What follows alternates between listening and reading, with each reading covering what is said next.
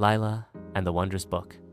Laila was a 15-year-old girl who adored reading, finding in books worlds her imagination could travel to. It wasn't just a hobby for her. It was her window to escape the routine of daily life.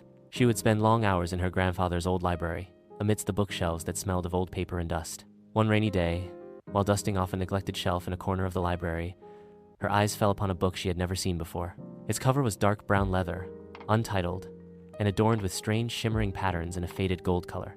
It had no lock, but it seemed as though it held a secret between its covers. Laila felt a slight shiver run through her body. Curiosity overcame any hesitation. She picked up the book and felt an unexpected weight in her hands. She sat on the nearest antique wooden chair and placed the book in her lap. She hesitated for a moment, then carefully, she opened the cover.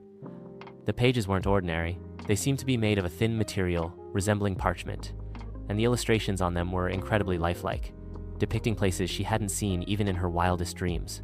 As she ran her fingers over an illustration of a two-toned sky with two suns, the letters and drawings began to glow with a faint light. Suddenly, a warm white light emanated from the book, growing stronger bit by bit, accompanied by a soft hum that turned into the whisper of wind. Laila felt an unseen force pulling her towards the book. She squeezed her eyes shut, trying to hold on to the chair, but the pull was stronger. She felt extremely dizzy, as if the ground was swaying beneath her. And then, silence fell. Laila slowly opened her eyes. She was no longer in her grandfather's dusty library. She found herself standing on ground covered in soft, sky-blue grass. The sky above her was a blend of purple and orange, adorned with two suns, one gold and the other silver. The air was clean, scented with the fragrance of strange flowers she had never smelled before. She looked around in utter amazement. The trees were strangely shaped, with shimmering silver leaves and trunks twisted like artistic sculptures. Rainbow-colored birds soared through the sky, emitting sweet, musical melodies. She saw small creatures resembling squirrels but with glowing fur leaping between the branches. Laila realized she was no longer in her own world.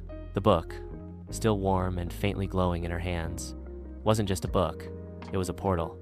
A feeling of awe and fear mingled with indescribable excitement. She who had dreamed of escaping to other worlds through reading was now actually standing in one.